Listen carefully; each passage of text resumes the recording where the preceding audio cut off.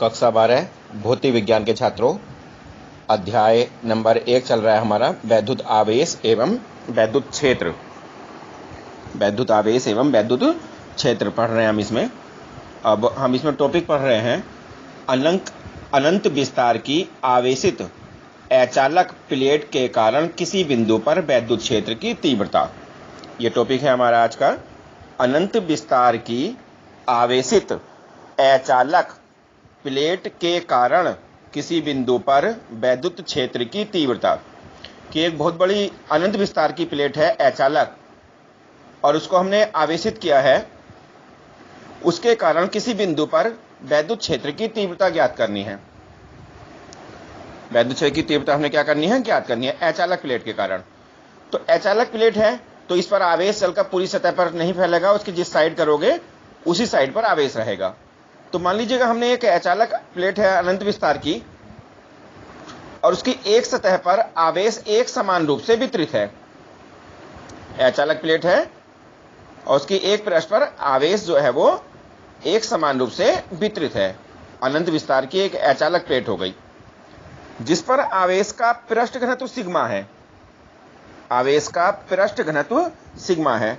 आवेश के पृष्ठ घनत्व का मतलब है, कल हमने परिभाषा पढ़ाई थी आवेश के पृष्ठ घनत्व की, कि एकांक क्षेत्रफल का जो आवेश होता है वह आवेश का पृष्ठ घनत्व कहलाता है।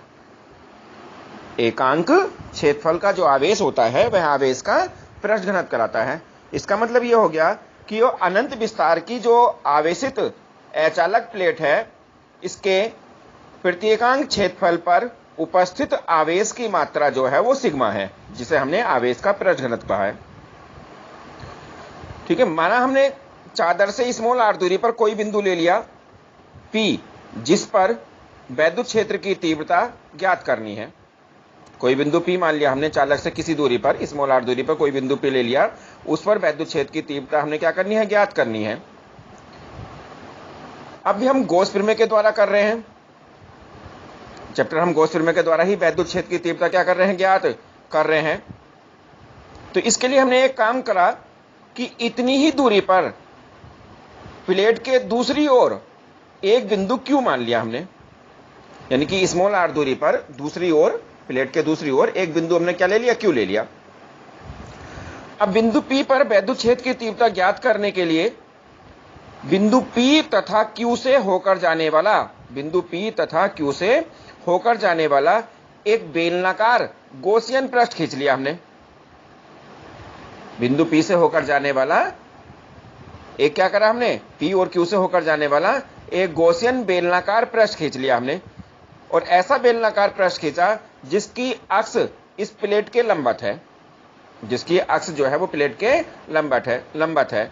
इसका मतलब यह हो गया कि प्लेट बीच में होगी, आधा बेलन इससे दाईं ओर हो गया और आधा बेलन इससे बाईं ओर हो गया, क्योंकि बिंदु P तक की भी दूरी r है और प्लेट से बिंदु Q तक की भी दूरी स्मॉल r है। दोनों ओर की दूरी बराबर है। ठीक है। तो ये बेलनाकार पृष्ठ खींच लिया हमने, और ऐसा पृष्ठ है जिसकी अक्ष जिसकी अक्ष जो है वो प्लेट के क्या है? लंबवत है। प्लेट के लंबवत है। तो चित्र देख लीजिएगा एक बार फिर। एक आवेशित प्लेट है अनंत विस्तार की, और उससे हमने स्मॉल r दूरी पर कोई बिंदु P ले लिया हमने, और इतनी ही दूरी पर प्लेट के दूसरी ओर कोई बिंदु क्या ले लिया हमने? Q ले लिया। और एक ये बेलनाकार पृष्ठ खींच लिया P और Q से होते हुआ जाने वाला। चित्र में चमक रहा है एक बेलन, और ये बेलन ऐसा है जिसके वृत्तीय सिरे का क्षेत्रफल कैपिटल A है। जिसके वृत्तीय सिरे का क्षेत्रफल कितना है? कैपिटल A है। और इस बेलन में दो वृत्तीय सिरे हो गए। एक वृत्तीय सिरे 1 लिखा है हमने, और एक वृत्तीय सिरा लिखा है 2, अर्थात एक वृत्तीय सिरा है दाईं ओर और एक वृत्तीय सिरा है बाईं ओर। तो इस बिंदु P पर हमने वैद्युत क्षेत्र की तीव्रता E क्या करनी है? ज्ञात करनी है। तो बिंदु P पर वैद्युत क्षेत्र देखिएगा आगे की ओर है, E का तीर लग रहा है, और यहां पर एक अल्पांश क्षेत्रफल है, उसकी दिशा dA भी E की ओर होगी, क्योंकि हम जानते हैं क्षेत्रफल की दिशा पृष्ठ के लंबवत होती है। ऐसी बिंदु Q पर है वैद्युत क्षेत्र की तीव्रता dA की दिशा, यानी कि सूक्ष्म क्षेत्रफल या अल्पांश क्षेत्रफल है, उसकी दिशा भी है। हमने ऐसी बिंदु एक बेलन के वक्राकार पृष्ठ पर बिंदु ले रखा है R। इस बिंदु पर वैद्युत क्षेत्र की तीव्रता E देखिएगा आगे की ओर है, और इस पर क्षेत्रफल जो है वो dA ऊपर की ओर आएगा। क्षेत्रफल जो है वो डीए किधर को रहेगा, ऊपर की ओर रहेगा, क्योंकि क्षेत्रफल की दिशा पृष्ठ के अभिलंबत होती है, तो डीए ऊपर को रहेगा।